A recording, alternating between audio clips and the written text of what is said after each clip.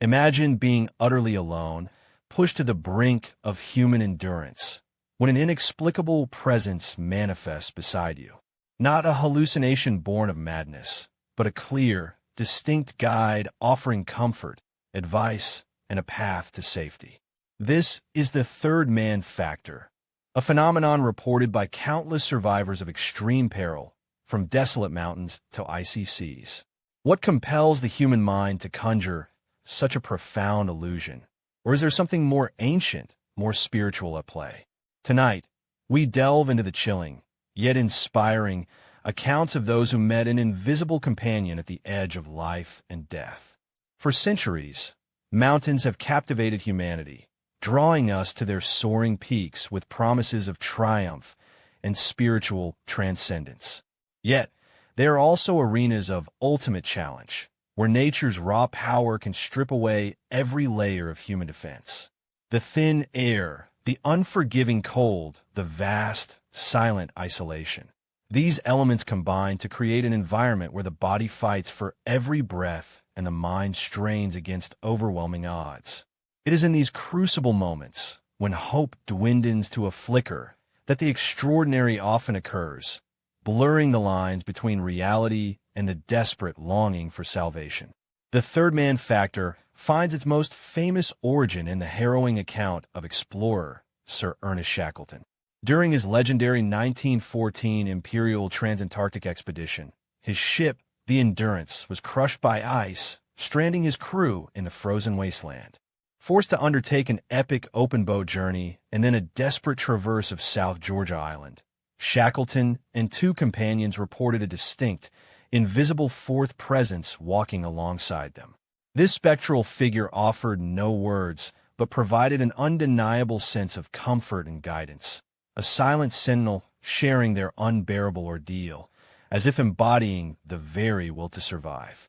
Decades later, in 1970, the legendary Italian alpinist Reinhold Messner experienced a similar phenomenon on Nanga Parbat, the killer mountain in the Himalayas. After successfully summiting with his brother Gunther, a disastrous storm and descent led to Gunther's tragic death. Alone, frostbitten, and hallucinating from exhaustion and grief, Messner reported a third climber following him, walking just a few paces behind. This presence, though unseen, was so vivid and real that Messner felt its breath, heard its footsteps, and sensed its silent companionship, spurring him on through an impossible journey down the Diamir face. Messner's third man became his unspoken anchor, a spectral partner in an unimaginable ordeal. This invisible companion never spoke, yet its presence was a constant, tangible force against the crushing weight of isolation and the certainty of death.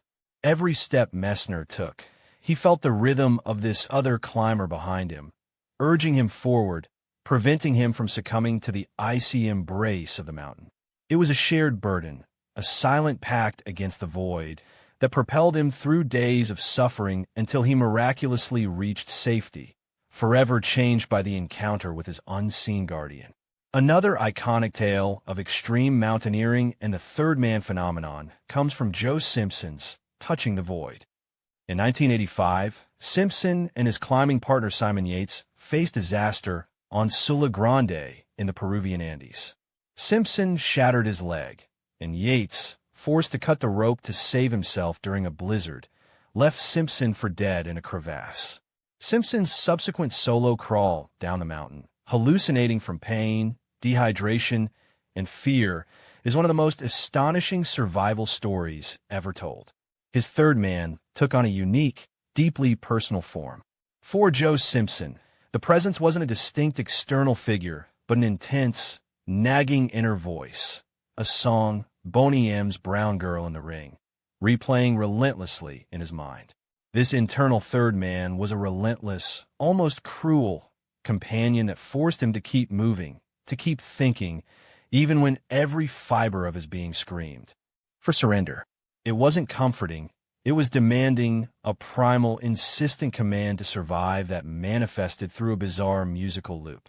It was the absolute last resort of a mind fighting against its own dissolution, a testament to the sheer will to live.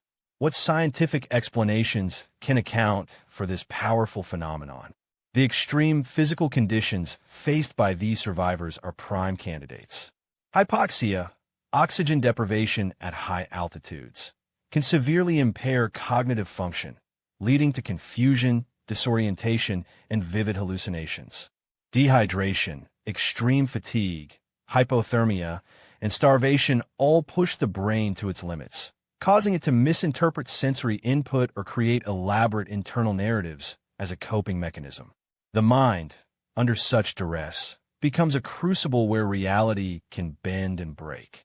Beyond the purely physiological, psychological theories offer another lens. The third man factor could be the brain's ultimate self-preservation mechanism. In profound isolation and life-threatening danger, the mind might conjure an imaginary companion to combat loneliness, provide a sense of agency, or even to externalize internal monologue as practical advice.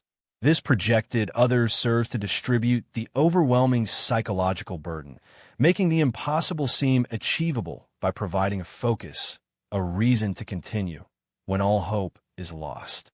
It's the ultimate internal support system. The consistency of these accounts across different individuals, cultures, and types of extreme situations is striking.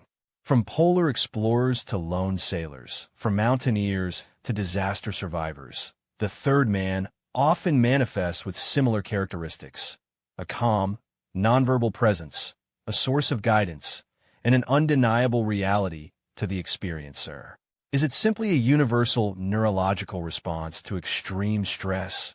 Or does it tap into something deeper, a collective unconscious, an archetypal protector buried within the human psyche? The sheer prevalence suggests more than mere random hallucination. Despite scientific theories, the third man factor remains profoundly mysterious. Whether a complex neurological coping mechanism, a deep psychological projection, or something beyond our current understanding, its impact on survival is undeniable. It speaks to the incredible resilience of the human spirit and the mind's extraordinary capacity for adaptation in the face of annihilation. For those who have experienced it, the third man is not merely a hallucination. It is a real, guiding presence that fundamentally changed their understanding of reality and of themselves. A powerful reminder that even in our darkest hours, we may not be truly alone. The third man factor challenges our understanding of consciousness, perception, and the very boundaries of reality. It's a testament to the incredible will to survive embedded within us, and perhaps a glimpse into the profound mysteries of the human mind under duress. These are not merely stories of hallucination, but narratives of hope, resilience, and the inexplicable forces that can guide us when all seems lost. Whether born of biology, psychology, or something entirely transcendent, the unseen guide in the storm reminds us that even at the edge of the world, we are capable of finding strength in the most unexpected of companions.